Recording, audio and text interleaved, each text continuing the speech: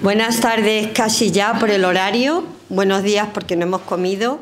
Me toca el inmenso placer de presentar una mesa que me parece absolutamente importante e interesante, que tiene que ver con la visión que tenemos de las comunidades. Se titula algo así como Las comunidades vistas, lo voy a leer para decirlo perfecto, las comunidades vistas por sí mismas. Esto solo voy a hacer una introducción de 2 minutos.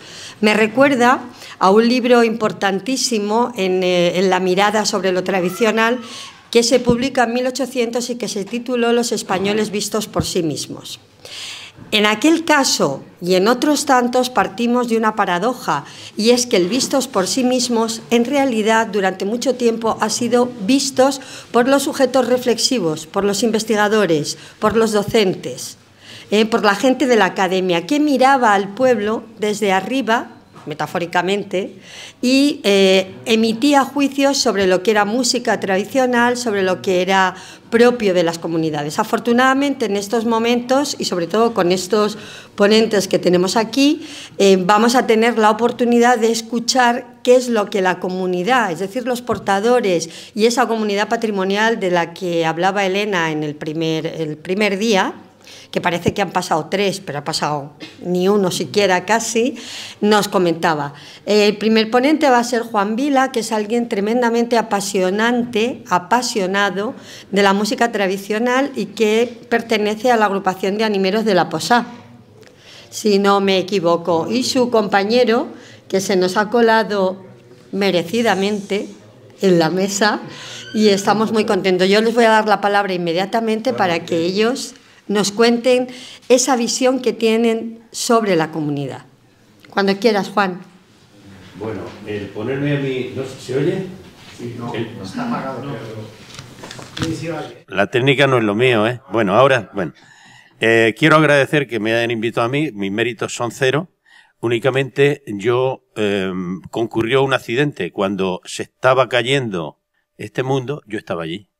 Y lo voy a contar. Cuando este mundo campesino se caía, me pilló en medio y vi el derrumbe. Y ahora veo el renacer, con un paradigma distinto, pero...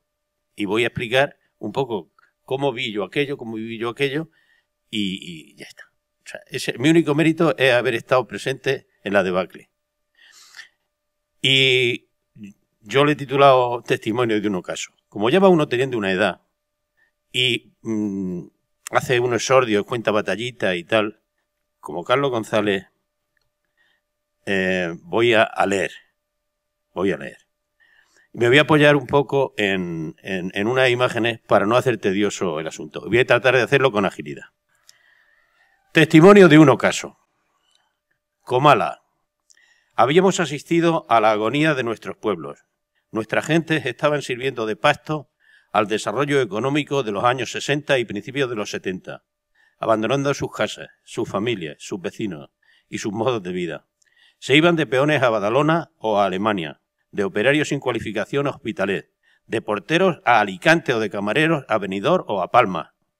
En el resto de la España rural pasaba lo mismo. Era algo así como lo que describe Juan Rulfo en su novela Pedro Páramo. Recuerdo días en que Comala se llenó de adioses, y hasta nos parecía cosa alegre ir a despedir a los que se iban. Y es que se iban con intenciones de volver. Nos dejaban encargadas sus cosas y su familia. Luego, algunos mataban por la familia, aunque no por sus cosas. Sucumbió una sociedad completa, una manera antigua de entender el mundo. Lo hizo además de una manera vergonzante. Nadie quería entonces ser de pueblo. Era como un estigma. Avergonzaba manifestar las señas de identidad de los pueblos. Por el contrario, lo avanzado era comprar sofás de Sky, mal chapurrear canciones en inglés discoteca, llevar camisas horteras y sustituir los viejos muebles de la cocina por otros nuevos de formica. Las hijas de aquellos primeros que se fueron empezaban a venir de vacaciones en verano y nos enumeraban a muchos del pueblo. No hago estas consideraciones desde la nostalgia. Aquel mundo rural tenía unas características sociales casi feudales, pero tenía al mismo tiempo una velocidad honda y una dignidad ejemplar en sus sofocados sojuzgamientos. A mediados de los 70 del pasado siglo, algunos aún éramos jóvenes entonces, nos sumamos a los viejos animeros y pensábamos que era la hora de dignificar el legado de la sociedad rural que acababa de fallecer sacrificada al implacable desarrollo industrial y urbano que hoy campea impúdica e insolentemente, dejando a las personas sumidas en el desamparo afectivo como nunca antes. Las ruinas del éxodo. De esta manera que cuento, fue como muchos asistimos hace 50 años a la devastación que para la sociedad campesina supuso el llamado éxodo rural.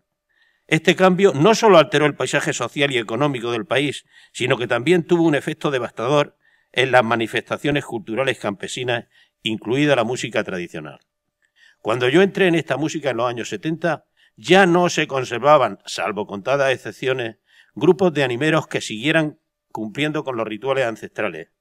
Sí que había aún pequeños grupos poco numerosos, contadísimas personas en suma, que todavía tocaban para bailes cortijeros y rondas. El vacío demográfico había pasado como una galerna, llevándoselo todo por delante. Quedaban pocos músicos que conocieran con solvencia las encordaduras, temples y estilos de los distintos instrumentos. De hecho, la orquestación ya solo era a base de guitarras transportadas, puesto que los viejos instrumentos de órdenes, encordados con tripa, no habían resistido las tensiones de las nuevas cuerdas de nylon y habían tenido que ser sustituidos por guitarras convencionales. Yo tuve la suerte de tocar y enseñarme con aquellos viejos músicos rurales, quizás los últimos, y de tocar con ellos en bailes cortijeros, en rondas por caseríos y aldeas y en pedimentas de ánimas. También se quebró por entonces la transmisión oral, aquella con la que yo aprendí, entre otros con el tío José del Nevazo, con Pedro del Buitre, con Juan el Maestro, con Antonio del Calarico. Te enseñaban las posturas, los transportes y el golpe, insistiéndote en que lo principal era el acento, la mano derecha. Y tú a darle y a tocar con ellos. Así no, nene, te decían. Y a fuerza de imitarle y de escuchar así no, nene, terminaba uno aprendiendo a hacer las mudanzas y a llevar el golpe. Pero nunca te decían está bien. Simplemente no te decían nada y uno comprendía entonces que era así como debía de hacerlo. Aprendíamos por imitación. Los que bailaban también aprendían imitando a los mayores. En el repertorio llevábamos piezas de baile suelto, malagueñas, seguidillas varias, y jotas y hierbabuenas. Y baile agarrado, valses, mazurcas, pasodobles, polcas, etc. Y hasta piezas que hoy horrorizarían a los guardianes de la tradición, como la raspa o el bayón de Ana, por ejemplo. Es que era así. Lo tocábamos todo con naturalidad, sin plantearnos si era auténtico o no. Eso de la autenticidad ha venido después. Nosotros simplemente tocábamos. No considerábamos en absoluto que hiciéramos folclore. Folclore, pensábamos nosotros, era lo que hacían los coros y danzas o unas gentes que venían de esa parte de Murcia a grabarnos y que se titulaban Peñas Huertanas. Eso sí hacían folclore, que era como lo nuestro, bueno, parecido, pero haciendo teatro y disfrazándose. Además, tocaban las cosas siempre igual, con las mismas notas y las mismas coplas, y haciendo coro, como si fueran canciones. Y a mí eso me parecía aburrido. Además, bailaban todo igual, como ballet. Querían o pretendían que eso que llamaban ellos folclore fuera como esto viejo nuestro. Pero no lo era. ¿Dónde va a parar? A nosotros no nos gustaba el folclore. Preferíamos la vieja música de siempre. El tiempo fue pasando y ya dejó de haber gente en los cortijos.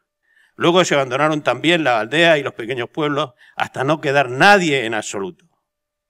Aldeas notables como el Retamalejo, las Lomas de Gadea, la Junquera, que llegó a tener parroquia propia, el Mancheño, la Casa Mula, Santonge, el Moralejo de Arriba, Derde, que llegó a tener una escuela con 60 alumnos, la Olla del Marqués, Millán, Bujéjar y un largo etcétera, hoy están todos en el suelo. Y el silencio se ha enseñoreado del paisaje. Este vasto espacio serrano y campesino a caballo entre las provincias de Murcia, Almería y Granada es hoy un desierto demográfico. Da mucha pena mirar las ruinas de lo que un día estuvo lleno de vida, donde la gente se amó, lloró, rieron, velaron a sus muertos, alumbraron niños, tuvieron ilusiones y fatigas, donde hemos tocado tantas veces para que bailaran los vecinos, donde estremecía ver bailar a algunas jovencicas bien apañadas, y allí donde hemos acompañado misas y romerías. Hoy es todo como un gran cementerio de la memoria. Solo queda la evocación. La música participativa tradicional que hemos vivido los que ya tenemos una edad era aquella en la que la gente no solo escuchaba, sino que también participaba activamente, ya fuera cantando, tocando instrumentos o bailando, y solía estar relacionada con festividades rituales o con la vida cotidiana simplemente. Aquella música no requería formación depurada. El que sabía 3 acordes ya podía tocar. Pero también el virtuoso tenía espacio para la creación melódica sobre una base armónica que se sabía fija, o para realizar alardes de acompañamiento, marcando bajos, haciendo adornos o punteando falsetes, sin aburrirse. Aquellas músicas reforzaban con naturalidad la identidad cultural y los lazos comunitarios. Era una música de pequeña escala. Este asunto de la escala es muy importante. Esta nunca fue música de masas. Tiempos modernos. Ya queda poco. A principios de los 80 se inició un exitoso proceso de recuperación de aquellas músicas campesinas con las formas interpretativas tradicionales y huyendo de la folclorización. Para teatralizar ya estaban los grupos folclóricos habituales. Manuel Luna fue entonces una figura señera en aquel proceso luminoso que se inició con los animeros de Caravaca y los músicos de la Cuesta de Goz de Águilas. Fruto de aquella agitación, hoy han salido grupos de música tradicional por todos lados que se llaman cuadrillas. Eso en sí mismo no es malo, sino todo lo contrario. Pero como pasa en todo, junto a cuadrillas con enjundia y fundamento y sentido de lo que son y representan, hay otras que reproducen los códigos del costumbrismo. Es decir, han transformado todo en una caricatura superficial o artificial, donde se presenta la tradición como un mero espectáculo para consumo masivo, sin conexión ni referencia con el mundo del que procede. Hoy, desde mi punto de vista, y salvo honrosas y magníficas excepciones, todo suena igual. En general, son reproducciones miméticas, tanto en repertorio, estilos, afinaciones e instrumentación, sin matices. Han desaparecido los estilos locales y diferentes, y cuesta distinguir unas músicas de otras. Hay un reduccionismo y una simplificación a la hora de tocar, sin carácter. En realidad, este tipo de cuadrillas, no todas, claro, reproducen el mismo formato y concepción que los coros y danzas, pero sin disfrazarse. Incluso hay algunas cuadrillas que unas veces actúan como tales y otras veces se travisten, se cambian de nombre y se convierten en grupos folclóricos y viceversa. En todo caso, prima el concepto de espectáculo, de actuación. De hecho, muchos, si no la mayoría de los encuentros de cuadrillas, no tienen relación alguna con ninguna celebración colectiva tradicional del lugar. Son convocatorias con vocación multitudinaria y con carácter de espectáculo, con escenario incluido como elemento verificador de que es algo folclorizado, en mi opinión. No digo todo esto como una crítica destructiva, ni siquiera juzgo si está bien o mal. ¿Quién soy yo para eso? Y naturalmente huyo de asignar certificados de autenticidad a nadie. Simplemente lo digo como constatación evidente de que el cuerpo social que creó estas músicas y ese concepto participativo ya no existe. Es como ponerle a alguien la ropa de otro. La música ha dejado de ser de pequeña escala, para la que estaba concebido, y ha pasado a ser de masas, con orquestas de hasta 20 músicos o más. Cosas así, desaforadas. Pese a todo lo expuesto, considero que este fenómeno de la revitalización de la música tradicional en el sureste de España es algo muy positivo. El hecho de tomar cosas de nuestro pasado colectivo y darles nueva vida no es nada baladí, si se hace con respeto. Y además cobra aún más sentido si en torno a esa música se generan nuevas formas de relacionarse colectivamente y no dejan de ser también, de alguna manera, fiestas participativas, aunque tengan otro carácter y otras pautas distintas a las de una sociedad rural. Este mero hecho ya es un valor que otro tipo de música actual ha tendido a eliminar.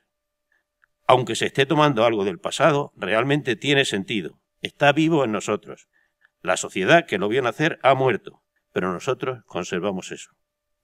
Y por último, comparecencias desamparadas. Mi comparecencia en esta música ya a mi vejez. Para algunos de los de entonces, tocar ahora con el formato actual, donde hay actores y espectadores, es como tocar para nadie. Poca gente percibe hoy esto como en realidad es o fue, y tampoco sería posible, ni a lo mejor deseable.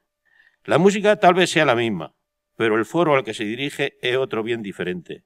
Es otro el paradigma. La realidad es que se han vaciado los pueblos y desaparecido sus celebraciones, y ya no hay espacio para esta música en su ámbito natural. Así que cuando ahora tocamos los de entonces y miramos alrededor, sentimos un desamparo grande. Es como tocar sin un propósito. Queda muy poco. Esta música ha quedado huérfana y ahora es como si hubiera ido a parar a familias de adopción, que seguramente la cuidan, la alimentan, la miman, cumplen, incluso pueden amarla, pero no llevan su sangre ni hablan su idioma porque es hija de otra cultura. Eso hace que para muchos de los músicos viejos como yo, tocar en determinadas manifestaciones y eventos actuales, generalmente de origen urbano, sea una comparecencia desamparada y probablemente triste. Pero aún más triste y desamparada es la comparecencia en los pocos espacios rurales donde aún se celebra alguna fiesta. Celebración que casi siempre revisten con una estética rociera y la omnipresencia de su correspondiente coro rociero y olé, como remedio impostor de lo tradicional. Sentimos entonces que la nuestra, con la música vieja, es una comparecencia desamparada, absolutamente desamparada. Pero, ¿hay otra alternativa? ¿Es mejor una muerte digna que una existencia oprobiosa? Respuesta no tengo. Contradicciones muchas. Y para terminar, una reflexión. El valor simbólico, lo que algo representa para un colectivo humano, es muchas veces más importante que lo que la cosa es en sí materialmente. Por eso hago desde aquí un llamado para que no olvidemos los orígenes, el simbolismo último de esta música y la fiesta que en torno a ella se celebra, y su significado hondo, que es justamente lo que la dignifica, huyendo de folclorismos fáciles al uso común en estos tiempos de planitud y yanquipestilencia, en palabras del escritor Miguel Sánchez Robles. He dicho.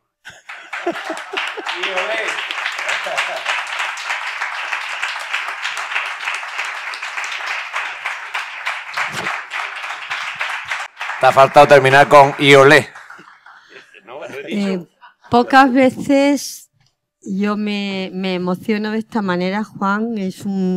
Ha sido una declaración absolutamente emotiva, clara, concisa y que te agradecemos que pueda estar grabada para que lo escuchemos. Muchas gracias.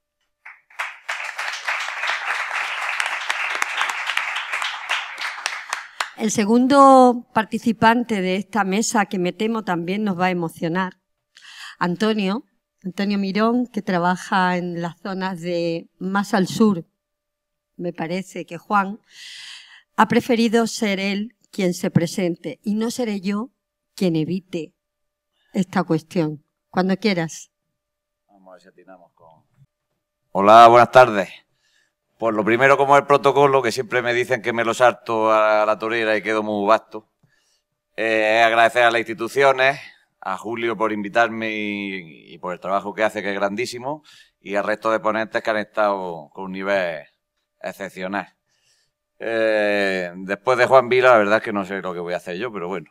Yo tengo un poco menos de experiencia, que yo nací en el 90, pero bueno, suerte tiene sus cosas. Pero he tenido la suerte también de pillar algo de lo que considero heredero directo o un resquicio de lo antiguo, no solo en este aspecto musical, sino en la cultura en general campesina y cortijera, por el ámbito en que me muevo, que ahora os lo voy a explicar a continuación. Esto se supone que es hablar de las comunidades vistas por ellas mismas respecto a los toques de guitarra. Yo de los toques de guitarra voy a hablar poco porque ya mejor que han hablado no se puede hablar. Voy a hablar del aspecto sociológico en la fiesta participativa y vamos a ver primero cuál es la fiesta más o menos participativa, porque puede ser más o menos participativa. Aquí tenemos, bueno, eso no se ve. Aquí tenemos este baile que es de 1975 en la Plaza del Pueblo en Chiribés y como veis pues los bailadores van bailando con algo que pretende ser indumentaria tradicional, ¿no? O algo parecido. Pero están bailando. Es decir, que no están haciendo una coreografía, ni están haciendo la mudanza de los coros y danzas. Están engañándose. Está la mujer llevando al hombre y el tío detrás. Lo sé porque se lo pregunta a ellos, no porque se deduzca de la foto. Y está allí la cuadrilla, que eran los músicos, que en invierno hacían la cuadrilla de ánimas y aquí pues había un grupo de músicos. Entonces, este modelo, ¿dónde ha quedado? Vamos a verlo. El editor gráfico mío estaba de vacaciones, así que no tiene mucha resolución el mapilla. Pero pues el ámbito que me muevo es esta parte del sureste o de la tierra de las cuadrillas que le han llamado, que es el norte de Almería y el norte de Granada. Estas comarcas, no todos los pueblos que están dentro del círculo, claro, que podemos encuadrar dentro del área de influencia de estos encuentros de cuadrillas y de esta habla común de la que hablaba Manolo Luna. Voy a encontrarme el tiempo. Que se queda un poco excéntrica del meollo y es una zona muy desigual. Ha tenido una suerte muy desigual y es un poco difícil generalizar. Pero en general lo que vamos a ver de esto es que son áreas muy despobladas y lo contrario de la región de Murcia y son muy remotas. Ahora están bien comunicadas, pero siempre han sido muy remotas y muy islas, sobre todo de sus cabeceras provinciales. Y eso es una cosa muy determinante. Esta zona está culturalmente más ligada a Murcia, al sur de Albacete, la Sierra de Segura y tal. Por el sur la podemos delimitar con el río Almanzora, al sur del río Almanzora, ya en la Sierra de los Filabres.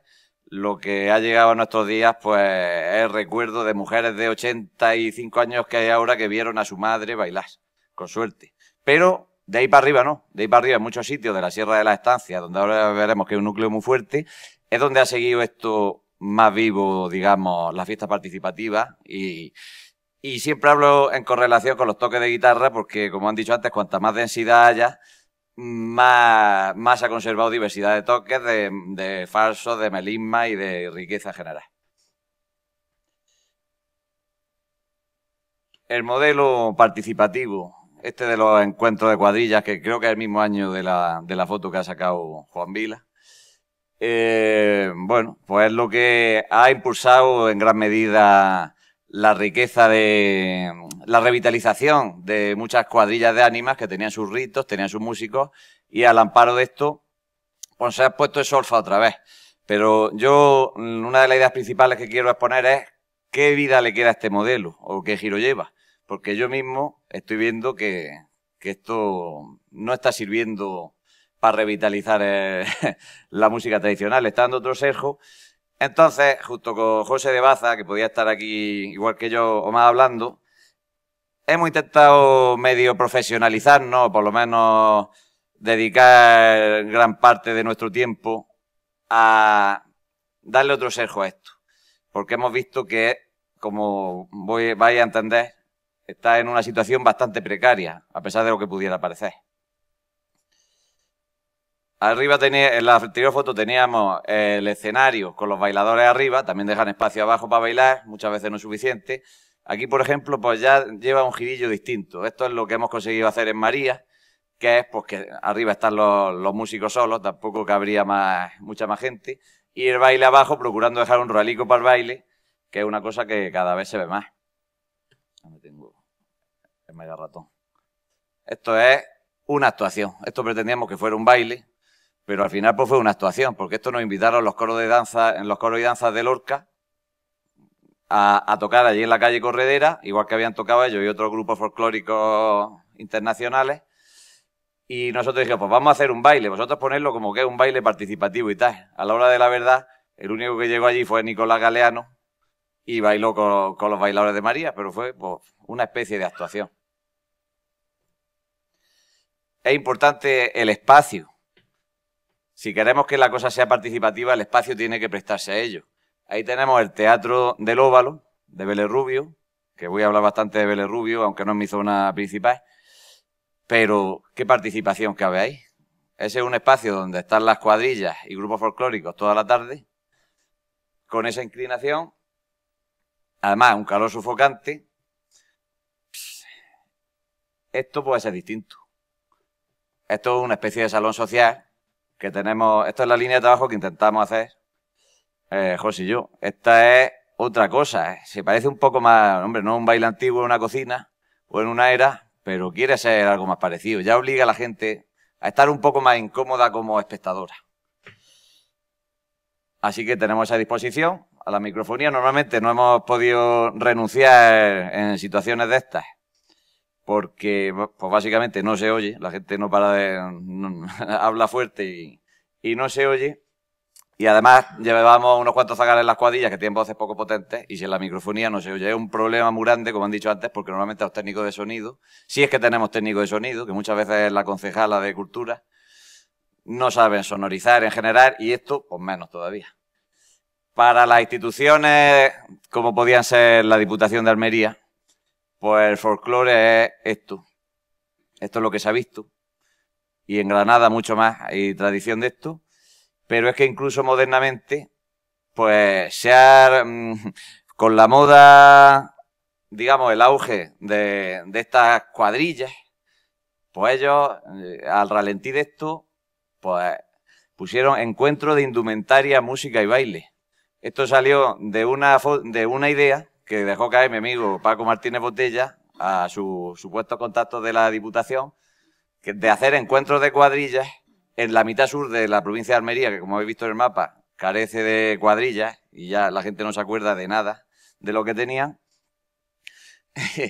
Y entonces ellos, como sus vecinos son los grupos de estos, pues ellos lo reciclaron y al final se ha quedado en todo lo contrario, un espectáculo coreográfico folclorista al uso, totalmente. Esto, pues, es lo que intentamos José y yo. Esto es en Oria. Llevamos 2 o 3 años con esto y la verdad es que está teniendo bastante éxito. Toqué madera, pero se estaban quejando los coordinadores de esto de que estaban teniendo un vacío terrible. Y mira, pues la gente se lo pasó bien. Dan sus migas también, su comida, ponen su barra, procuramos que pongan su barra. Pero el encuentro de cuadrillas de Vélez Rubio garantiza la continuidad de la tradición. Digo Vélez Rubio porque es el que más presupuesto tiene con diferencia. Estas comarcas alejadas de la capital almeriense, pues es Vélez Rubio y Huercalovera. Sobre todo Vélez Rubio tiene un presupuesto salvaje, que se traen verdialeros y los alojan 2 o 3 días allí o grupos de más lejos todavía. Entonces dice, garantiza la continuidad de la tradición. Y se ve aquí a esta pareja de grandísimos bailadores que son, pero claro, no sé la edad que tienen aquí, pero hasta los 80 y tantos, 90 años, lo han dejado a esa pareja solo bailando, que escasamente podían moverse. Entonces esa es la continuidad de la tradición. Lo que quiero representar no es porque estas personas sean tan mayores, es porque los separan. Vamos a decirlo muy claro. Aquí los separan, no mezclan a bailar a los mayores con los menores, ni a tocar, ni a cantar, ni a nada. Aquí tiene su actuación, a pesar de que es la cuadrilla, pero a la hora de los encuentros de cuadrillas, es una actuación donde van los mayores por un lado, los jóvenes por otro, en un baile que no se parece en absoluto, y no sucede nunca que se mezclen. Eso contrasta con otro fenómeno que se da allí, que es la fiesta de las ermitas.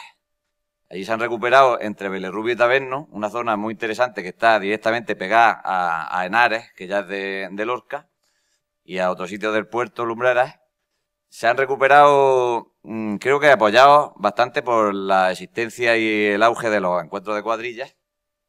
Se han recuperado fiestas de ermitas, fiestas de pedanías rurales pequeñas, de cortijadas que decimos nosotros.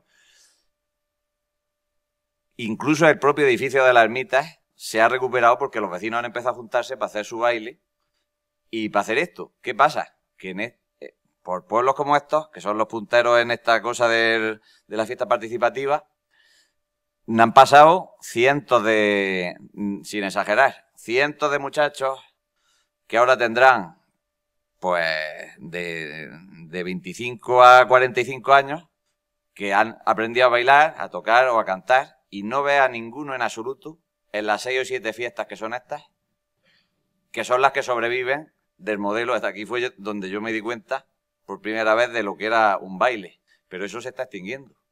Porque son personas de 70, 80 años que no están teniendo relevo.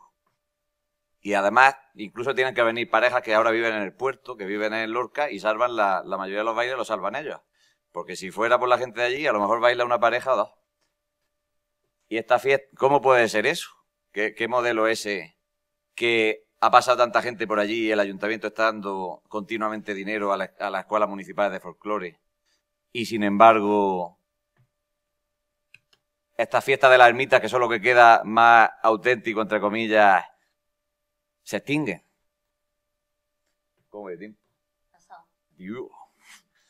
Total, esta es un mapilla de dónde quedan estas cortijas, estas aldeas, más o menos, los Cabreras, los Torrentes. Existe un nuevo modelo de tradiciones. Esto, por ejemplo, nunca se ha hecho. Esto de acompañar la cuadrilla en sus fiestas patronales, de acompañar la cuadrilla a la Virgen, no se ha hecho. Cantarle por malagueñas, trobarle, fue una cosa que tiene décadas, pero no es original. Tenemos que reinventarnos con una serie de... ya. Tenemos que reinventarnos con... Yo lo que digo, que uno se ríe de la expresión, es... Tenemos como que injertar, es la idea que tenemos. Tenemos que injertar esto antiguo en contextos nuevos. Tenemos que recuperar lo que podamos de lo antiguo, pero también hacemos contextos nuevos como esto, y como esto que es meternos en ecomercados, en mercadillos, en otros eventos de cualquier tipo que incluyan fiesta, barra, alegría. Ya no se va a dar caso antiguo de estos músicos que eran los de taberno. Pero mira, en Belerrubio sí han recuperado los aguilandos, están saliendo, ya no es para la iglesia, se ha hecho en muchos sitios de Murcia, salen y siguen trovando a la gente. Y en eso estamos ahora por suerte, lo que sí hay de la Diputación no, pero de ciertos municipios, hay un poco de interés y estamos aprovechando el tirón para intentar revertir un poco la situación. No quiero terminar negativamente. Entonces, en algunos pueblos que se había perdido completamente el repertorio, pues hemos conseguido a duras penas, porque uno no saca tiempo para hacer más trabajo de campo del que se debería. En Ventamicena hemos reforzado otras cuadrillas que sí seguían con sus rituales, pero las cuadrillas estaban jibarizadas, estaban menguadas, solo a lo mejor tenían un ritual, no tenían todos sus toques, y hemos conseguido devolverle lo que le faltaba a la cuadrilla, reforzarla con más músicos, con gente aprendiendo nueva. Esto en Contador, el Paseo del Niño, que es una aldea de Chiribés. Contador, por ejemplo, si tenía sus misas, nunca la han perdido, sus misas y su Paseo del Niño, pues nosotros le hemos devuelto su aguilando con su tono, que es lo que procuramos, respetar los matices y además enseñarlos de cada sitio concreto, tanto para el baile como para la música como para el toque. Contador tenía siempre su Paseo del Niño y sus misas, pero se le ha devuelto su aguilando y estamos trabajando en el baile y el toque. Hemos hecho escuelas municipales, estamos ahora mismo en 12 pueblos distintos de las provincias de Almería y Granada, gracias a este interés que digo que tienen algunos ayuntamientos. Y eso era todo.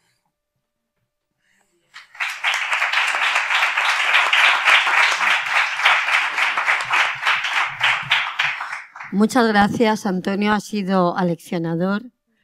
Muy contentos de conocer la situación en un lugar yo creo que muy poco conocido, o por lo menos para los que estamos más al occidente. Muy esclarecedor.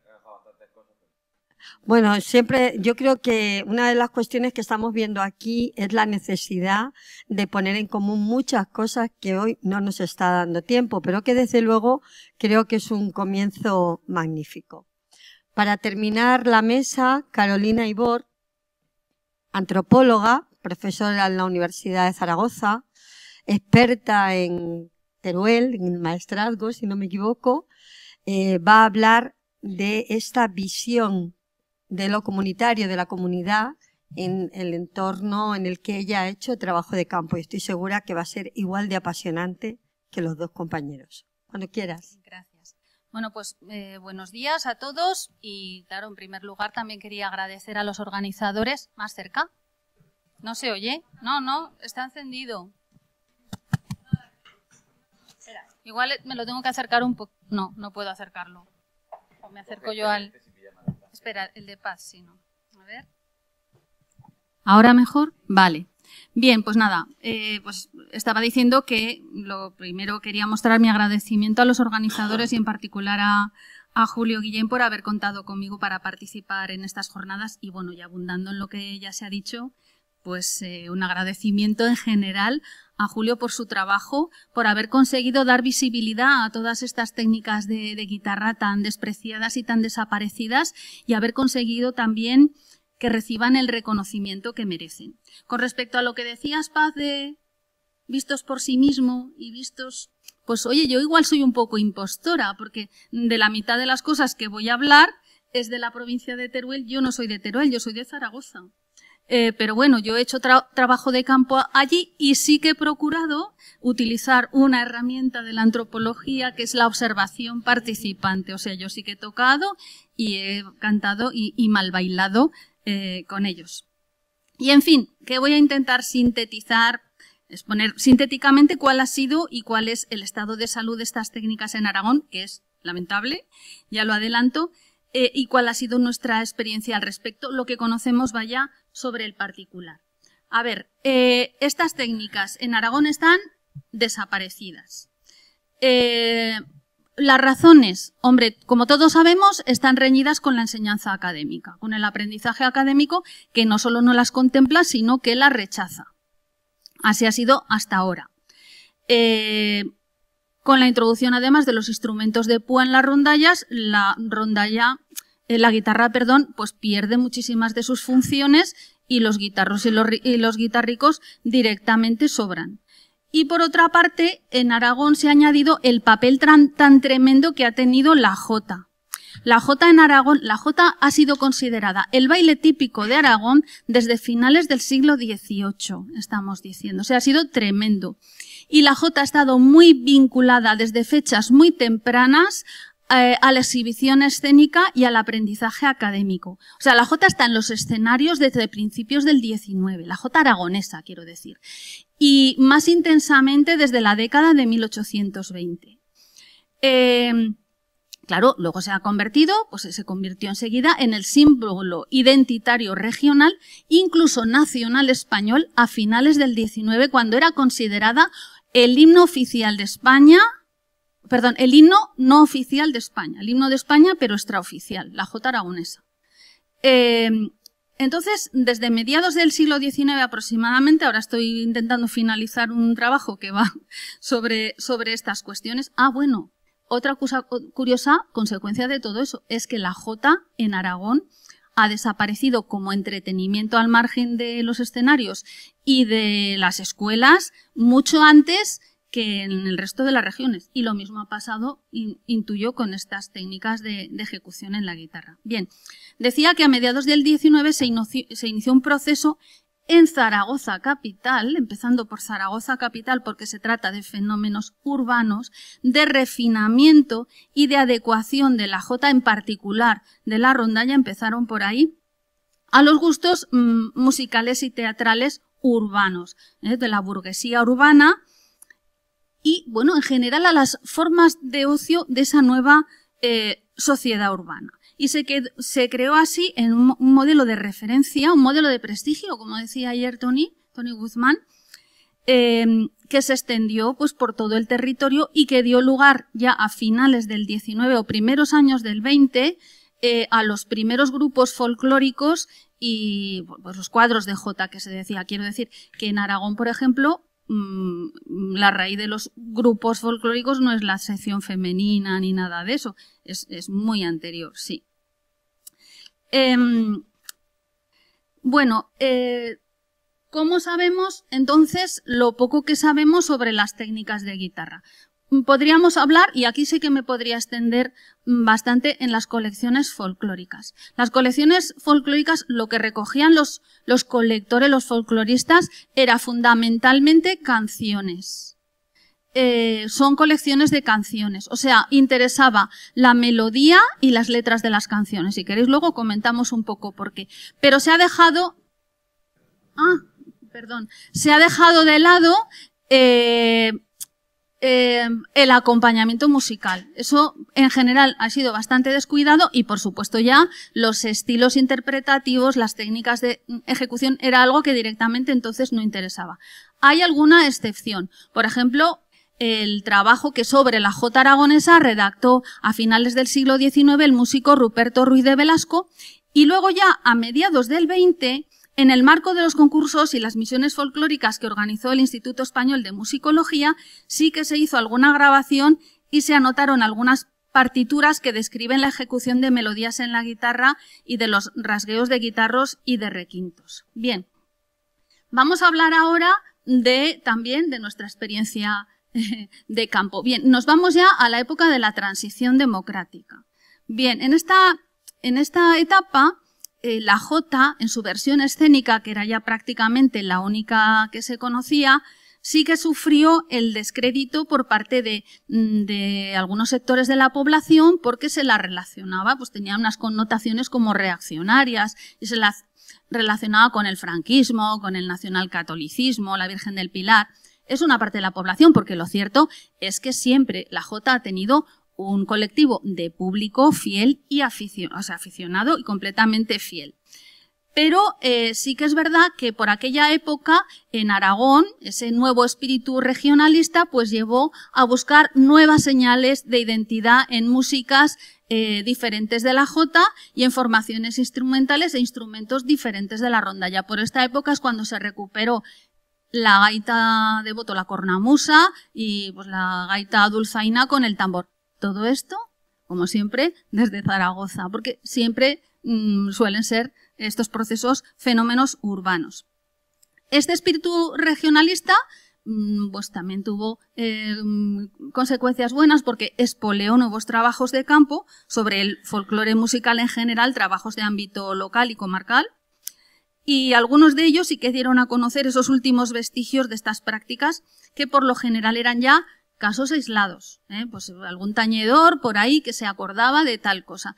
Entonces, en este contexto está el trabajo que hicimos nosotros, que iniciamos en los 90 en el sudeste de Teruel. Y hablo en plural porque éramos 3 personas, Diego Escolano, Úrsula Solaz y yo misma. Y Diego, esto que decías, no sé, ya se ha ido Diego, sí, como que te había resultado muy inspirador, pero eso realmente se lo tienes que agradecer a mi compañero Diego Escolano, que es el que por entonces se ocupó de todo lo relativo a las guitarras y a las rondallas de la zona. Bueno, ¿qué nos encontramos? Bueno, he traído un mapita porque vierais un poco, o sea, esa zona viene a corresponderse, no sé si se ve el ratón, ¿sí? Aquí abajo. Viene a corresponderse con lo que actualmente se conoce como comarca del Maestrazgo. Ya ves que es lindante con la provincia de Castellón y de hecho forman una comunidad cultural y musical. Bueno, pues en esta zona nos encontramos con gente pues, que había aprendido a tocar, a cantar y a bailar en ambientes ajenos a escuelas y a escenarios, ¿vale? O sea, fuera de la práctica académica. Todo muy precario, porque la mayoría pues eran tañedores que hacía 40 años que no cogían el instrumento. Y aquí, pues, abundando también. Lo que pasa cuando una es la última en exponer es que muchas cosas ya las habéis comentado los demás, ¿no? Pues aquí enlazamos otra vez con esa perspectiva social de la que habéis hablado varios, como Diego y Julio, ¿no? Se rompe esa sociedad, se rompe esa comunidad y la gente emigra. Ahora hablaré de qué tipo de gente nos encontramos allí y entonces se acaba la fiesta y se acaba la tradición esta, ¿no? Luego, con mi compañero Diego Escolano sí que iniciamos un trabajo sobre las rondallas en el conjunto de Aragón que lamentablemente quedó interrumpido, pero vamos, pudimos constatar que la zona en la que había permanecido con más vitalidad estas técnicas antiguas era en la del sudeste. Bueno, me voy a la gente, a esa gente cuya comunidad se rompió. Los portadores de estas tradiciones, por lo general, eran los masoveros, de los que también habló Tony ayer. Los masoveros, fijaos que estamos hablando todos de lo mismo, estamos hablando de comunidades que son periféricas, que si los cortijos, que si los masoveros, que eran los habitantes de los mases, que son, pues eso, casas de campo, explotaciones agrícolas y ganaderas pues dispersas por los términos municipales. Entonces era gente que tenía un estilo de vida muy austero y autosuficiente también en el terreno de la diversión y por lo tanto pues eran más impermeables a las modas que, por ejemplo, la gente de los pueblos. Bien, conseguimos hacer, bueno, aquí tenemos algunas fotografías, del tío Dionisio, del tío Aurelio, instrumentos, en fin, de la zona. Conseguimos hacer algunas grabaciones pese a las reticencias del personal y, bueno, algunas publicaciones que enviamos ejemplares también a los pueblos, algunas muestras como esta que estamos viendo, que la organizamos en Zaragoza en 2004. Las rondallas estaban deshechas. Esta es una excepción porque estos se juntaban en Villafranca, provincia de Castellón, pero allí acudían o procedían de, había tañedores y bailadores procedentes de el propio Villafranca, pero también de Mosqueruela y de la Iglesuela, que son pueblos de Teruel. Bien. Bueno, como decía, organizamos estas muestras y bueno, pues yo creo que por estas inquietudes, interés nuestro, pues también la gente pues empezó otra vez, por ejemplo, en Mosqueruela, pueblo de Teruel, empezaron otra vez a juntarse a tocar. Antiguos masoveros que no habían tocado juntos en la vida porque ellos procedían de masías que estaban muy alejadas entre sí. Pero bueno, en un invierno empezaron a juntarse a tocar. Y luego ya empezaron a ir por las casas. Y en las casas empezaron la gente a animarse a bailar. Y al final se juntaban en los jubilados de Mosqueruela. Bueno, esto no es los jubilados, ya explicaré lo que es. He traído un vídeo, pero no creo que dé tiempo a verlo. Se juntaban, pues eso, la gente se animó a bailar, tanto masoveros como gente del pueblo que también había aprendido a bailar la jota. Bueno, a todo esto mis compañeros Diego Escolano y Úrsula Solaz habían dejado ya de lado el trabajo de campo, pero yo tuve la inmensa suerte de conocer a la gente del Grupo Ramel de Castellón de la Plana. En particular a Toni Navarro y Marta Valls, a través de ellos también conocí por aquel entonces a Toni Guzmán. Y entonces el Grupo Ramel estaban haciendo lo mismo que nosotros, pero al otro lado de la raya. Y organizaban anualmente una fiesta que la llamaban Trovada de Rondes, una fiesta itinerante por los pueblos del interior de Castellón, donde convocaban a rondallas y bailadores de distintos pueblos de la zona. Y allí, pues cada uno ofrecía una muestra de los bailes de su pueblo y luego nos juntábamos todos a cantar y a bailar. Y eso a mí sí que me parece muy conmovedor, esa convivencia intergeneracional, que es algo que en la música comercial pues es todo lo contrario, porque la música comercial nos segmenta por edades, ¿no? Y aquí era la emoción de ver esa comunión de todo el mundo, de gente de 8 años y de 80, bailando y compartiendo la misma música. Bueno, pues con Toni Navarro y con Marta Valls empezamos a acudir a Mosqueruela muchos sábados al local de los jubilados. Así continuó la cosa. Se integraron los tañedores y bailadores aragoneses en las trovadas de rondes de Ramel. Esta precisamente se organizó en la Iglesuela. Y bueno, pues problema, que no había relevo generacional. Esta gente pues ha ido falleciendo, otros pues ya por el peso de la edad se han ido retirando y paralelamente han sucedido en esa zona dos cosas. Una, que es la tercera vez que sale ya el bureo de la oferta de Albocácer. En algunas localidades, tanto de la vertiente castellonense como también la de Teruel, pues se han organizado, emulando las trovadas de Ramel, estos encuentros multitudinarios, que los llamamos macrobureos, bueno, pues que acude mucha gente allí a bailar y a tocar. Aquí tenemos la super rondalla. Claro, en este contexto yo me pregunto, tampoco tienen muy buena cabida las técnicas tradicionales del toque de la guitarra. Algunas sí, pero otras no. Porque hay otra cosa que también me gustaría reflexionar, ya no sé, es una cosa que tiene la música tradicional y que a mí me conmueve profundamente, que es, yo lo llamo economía de medios. Como con poco y sencillo hacer algo bello. Como con un pandero, transmitir una emoción, a mí por lo menos es algo, pero igual es personal, igual es porque soy un poco minimalista. Madre mía, me estoy pasando muchísimo. Bien, entonces, esto es otro problema. Otra cosa que ha sucedido paralelamente, que en esta zona se han creado escuelas y grupos de jota, pero de jota que hacen lo mismo que hacen en Zaragoza. Un poco de espaldas a la tradición local. ¿Qué sucede? Es que Julio quiere que cuente estas cosas. Oye. Vale. Vale, pues bueno, pero intentaré abreviar. ¿Qué sucede? pues que son incompatibles con las formas de tocar y de locales.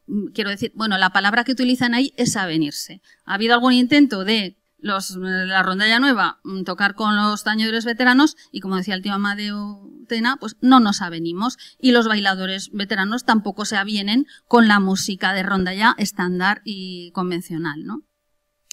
Como a mí me daba mucha lástima que toda esta tradición tan rica pues pasara al otro mundo, sin pena ni gloria, pues nada, inicié yo una cruzada arrastrando a la gente del Grup Ramel, sin los cuales yo no podía haber hecho nada, desde luego. Bueno, pues me lié a dar por ahí charlas en los pueblos para dar a conocer pues toda esta tradición, porque yo creo que no se puede valorar y no se puede amar lo que no conoces. Entonces yo pensé, alguno de estos que están en las rondallas nuevas a lo mejor lo podemos reclutar. Y bueno, también en el Instituto de Cantavieja, pero bueno, es una cruzada que he tenido que abandonar provisionalmente, pues por complicaciones entre la pandemia y complicaciones profesionales y familiares. Aquí tenemos un taller que organizamos también con la gente del Grup Ramel en la Iglesuela, un taller de baile, y eso está así aparcado, espero retomarlo. No todo es negativo porque tenemos en Aragón 2 profesores de rondalla que han aprendido estas técnicas, en fin, con mayor o menor desarrollo. Uno es Armando Ayora y otro es Javier Badules. Armando Ayora, que mira qué bien, precisamente desciende de uno de los pueblos de esta comarca.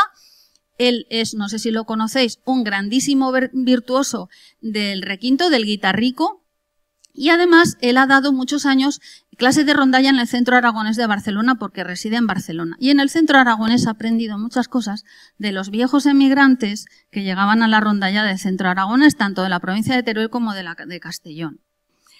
Y de grabaciones antiguas. Y por otro lado está Javier Badules, que es un famosísimo cantador muy galardonado como cantador de jota porque es muy bueno, y también es maestro de rondalla, ha dado clases por los pueblos de Huesca. ¿Y quién se apuntaba a las clases a la ronda de los grupos de los pueblos de Huesca? Pues también viejos tañedores de los que yo he aprendido, y también por lo visto ha aprendido pues eso de documentarse con los trabajos etnográficos de los demás. Bueno, y ya lo dejo aquí. Muchas gracias, Paz, y muchas gracias y perdonad porque me he extendido un poquito más de la cuenta. Bueno. ¿Hay alguna pregunta rápida?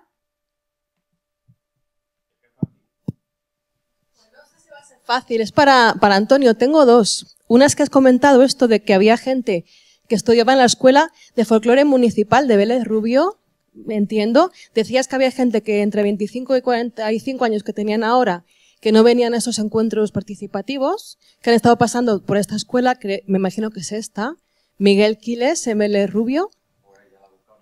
Sí, es que además estoy viendo que tienen en el cartel bailes locales que enseñan postizas, guitarra, danzas tradicionales andaluzas, todo esto.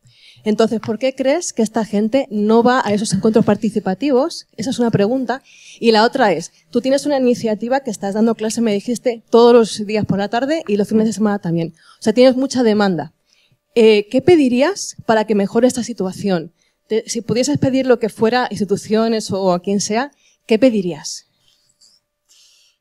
Pues efectivamente, sí, ya no, hombre, no quería mencionarlo, pero sí, ha habido las escuelas que había allí, por desgracia, en este hueco que ha habido, primero de que se perdiera totalmente, y luego de que empezaran los encuentros de cuadrillas, en Vélez Rubio sobre todo, y de ahí ha irradiado al resto de la provincia de Almería, y más excéntricamente todavía a la de Granada, cosa curiosa, porque como vimos, la cuadrilla de ánimas de Galera fue la primera que fue al encuentro de Barranda, luego, sin embargo, se ha quedado allí a tomar por saco. Y en la provincia de Granada hay una línea, que eso no me ha dado tiempo a comentarlo, hay una línea muy extraña entre grupos de representación folclorista, cuadrillas de ánimas y cuadrillas. Ahora, como está de moda lo de las cuadrillas, algunas se hacen llamar cuadrillas, pero son grupos folclóricos. Lo que sí tienen bien son sus rituales, pero eso no quiere decir que lo otro tenga salud. Y de hecho, algunas de ellas mismas no se consideran cuadrillas de ánimas. Tienen su ritual perfecto, asociado a toda, bueno, perfecto quiero decir, conservado igual que antiguamente, asociado a las cosas religiosas, pero sin embargo ellos se hacen llamar en Galera los guitarrillos, ni siquiera se hacen llamar ya la cuadrilla de ánimas, no saben ni lo que son, pero han seguido desarrollando, que es su evolución natural, como se ha visto ahí en Murcia, por ejemplo, en la costera de Alhama, si no recuerdo mal, y en los animeros de Campillo de los Jiménez, que su evolución natural ha sido ir perdiendo todo ese repertorio de baile suelto y hacer nada más que cosas de rondalla, de baile agarrado. Y sobre lo que me preguntabas, que ya me he desviado, sobre lo que me preguntaba, yo creo firmemente, y de hecho, vamos, no me cabe duda, porque he hablado con gente, incluso de mi edad, digo, pues tú no pasaste por allí, ¿por qué no te vienes y bailas? Te vienes a Tonosa, que voy a ir ahí a los Cabreras, a los Torrentes, los 3 o 4 sitios estos que he sacado, que se siguen haciendo bailes de esos de ermita, y digo, ¿por qué no bailas? Y echamos ahí unas parrandas y tal. Y digo, mira, yo eso lo aborrecí. Lo han ido aborreciendo, porque no se le ha enseñado, bueno, se la ha enseñado a su manera, pero se la ha enseñado a bailar o a tocar y tal, y han pasado, ya te digo, sin exagerarte, si juntamos a Huerca Lovera, Vélez Rubio, incluso Chiribert, María, habrán pasado cientos, yo qué sé, 400 que ahora son relativamente jóvenes, pero no se le ha enseñado a utilizarlo en su contexto. Lo único que se le ha enseñado es que tenían que ir por las tardes a hacer unos ensayos, a dar unas clases, y cuando acababan con las parrandas, con la malagueña y con no sé qué, porque eso acaba pronto, pues le enseñan el Vito, la reja, los tanguillos y el no sé qué, por supuesto las sevillanas de Sevilla, para tener más cosas y llegan a aburrirse. Porque lo único que hacen es eso y salir al escenario, cuando el encuentro de cuadrilla de Vélez Rubio y 2 o 3, cada vez más menguados, porque el público es gente de 70, 80 años que se está acabando, que son los que de jóvenes han visto eso y les gusta verlo, esos se están acabando. O sea, a esto le quedan 4 días. Muchacho, no te digo a ti, Juan, tú vas a hacer una salud de hierro, como hemos visto por su energía y su vehemencia. Entonces, por eso es por lo que se han ido aburriendo y han dejado el tema. Y ya te digo, es un fracaso. Y nosotros estamos intentando revertirlo como podemos, pero hay muchos frentes abiertos porque muchos no salen del modelo de rondalla. ¿Y qué es lo otro que me habías preguntado? ¿Qué pediría? Pues lo primero es que se divulgue y se conozca, pero con lo que he dicho antes de que en las capitales provinciales, que es donde se mueven los presupuestos, no tienen ni idea, ni le interesa. Allí en la foto que sacaba antes ponía, en Vélez Rubio se han recuperado los bailes de ánimas que van pidiendo aguilandos por las calles. No saben ni cómo se llama. El baile de ánimas era una cosa y pedir los aguilandos con las ánimas era otra cosa.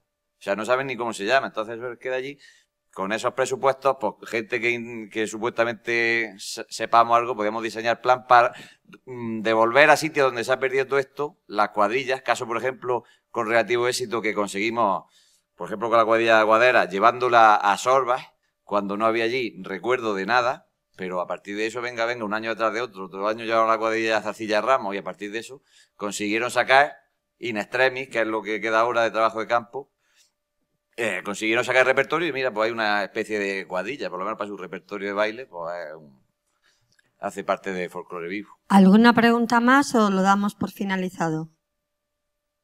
Bueno, yo sí que quería añadir una cosa, si me dejáis. Claro, que yo no quiero que lo que he comentado se entienda como que este baile participativo es lo bonito y lo bueno y que la jota de escenario, pues no.